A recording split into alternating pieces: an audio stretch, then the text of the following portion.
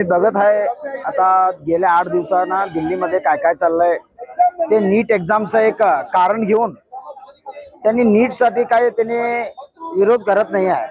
देशाचं रक्षण जे काय आहे, देशाचं नाव किती आहे ते बर्बाद करायचं, दुसरे ते बाहेरच्या देशांचा त्यांनी सपोर्ट घेऊन त्यांचे पैसे याच्यामध्ये यूज करून तसलं लोकांना ह्यांनी देशाचं नाव बर्बाद करायला चाललंय। त्यांनी बघा काल बघितलं तुम्ही नेपाळ कसं करलंय, मी बांगलादेश कसं करलंय, त्याच्याप्रमाणे आम्ही बेलगावला तर आम्ही हिंदुस्थानला तसं करतो म्हणून त्यांच्या घोषणा बघायचा।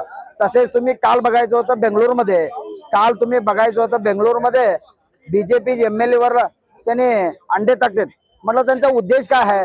विरोध करणारला तुम्ही इथं विरोध करत नाही आणि तुम्ही तिथं दिल्लीमध्ये विरोध करताय, तेव्हा तुम्हाला सहकार सगळं मिळतं आणि इथं तुम्ही अंडे टाकायचं हे टाकायचं हे चांगला गोष्ट नाही आहे। आणि ह्यांचा उद्देश नीट एक्झामसाठी आणि ते फेल झाले म्हणून ह्यांचं हे नाही आहे। काल नरेंद्र मोदी सांगितलंय जे काय एज्युकेशनसाठी ते झालेलं आहे ते चुकीचं आहे, कारण त्याच्यासाठी आम्ही सगळं व्यवस्था करले। एक्झाम झालेला आहे, एक्झाम झाल्यानंतर ते 13 लोकांना अरेस्ट बी करलेला आहे।